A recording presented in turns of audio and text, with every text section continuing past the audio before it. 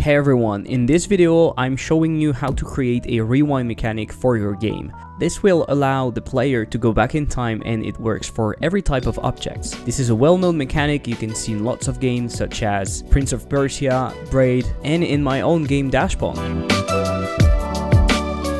We'll create a rewind mechanic, but you can also create a replay with the same code. I'm going to show you how to do it for both kinematic bodies and rigid bodies. I'm doing it in 2D, but the same principle can be easily applied to 3D. I'm doing it with Godot, but this can be applied to any game engine, I believe. So let's go. What people usually do when creating such a mechanic is to save the user inputs and replay them. This is a very simple technique, and if you just want to rewind your player, this is probably what you should do. I'm using a different approach, where every frame I save all the values that I need, such as position, rotation, etc. Depending on the type of object. I store all of those values in a ring buffer. This means a fixed size buffer where I replace the oldest value by a new one when the buffer is full. This approach allows me to rewind any object, even rigid bodies, and it gives much more control on what's happening because I move the objects manually. Let's start with a kinematic body 2D. I have a simple top-down character controller allowing me to move my player around and rotate to face the mouse cursor. In my case, I want to rewind to remember the movement of my character, which means its position and rotation. I also need to remember the velocity to apply it at the end of the rewind, to be in the exact same state we were before starting it. So let's create some variables to handle the rewind. I'm using a boolean named rewinding to know if we are rewinding, and a dictionary for the rewind values. In this dictionary, I have 3 keys. One for each thing I want to save: position, rotation, and velocity. I'm also defining a rewind time. This is used to know how many values to keep in the rewind values dictionary at all time. Then in the physics process, I'll save the values. I'm doing it in the physics process because I want to record values at a fixed rate, and the physics engine runs at a fixed 60 FPS by default. Note, you can, if you want, skip frames to reduce the number of values being saved. Then you can always interpolate between the values to make sure everything stays smooth. The amount of values is negligible for a 3 seconds rewind, but can get quite big if you want a 5 minutes rewind, for example.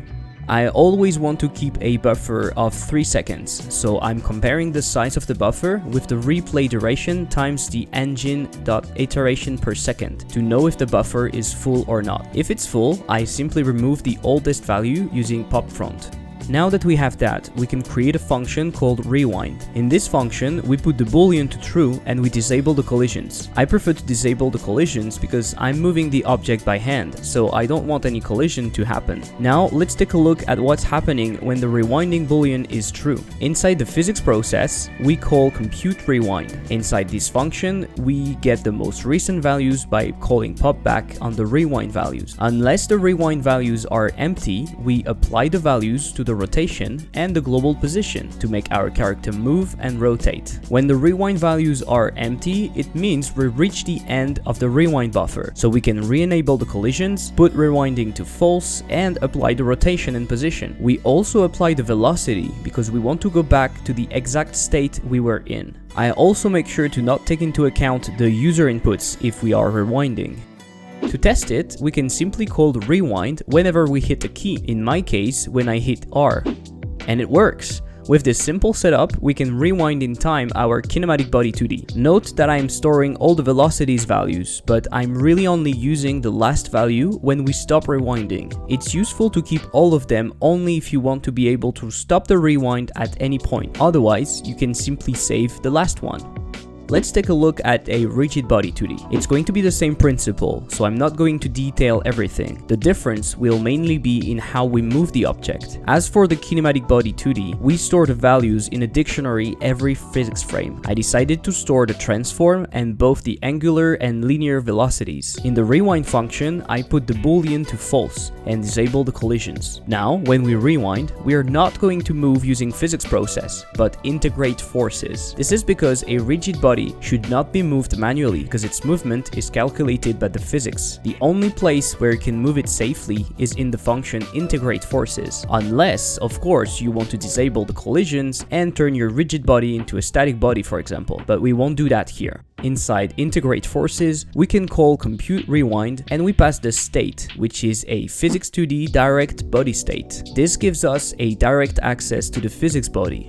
We do the same as before by popping back the values that we need. We apply the transform to move the body where we want, and we make sure the velocities are at 0 because we move the object manually. When we don't have values anymore, we can put the boolean to false and enable the collisions again. We make sure to reapply the velocities to get back into the exact state the body was. This is a simple implementation. We could totally make something more abstract because lots of the code is similar between objects, but I'll let you do it.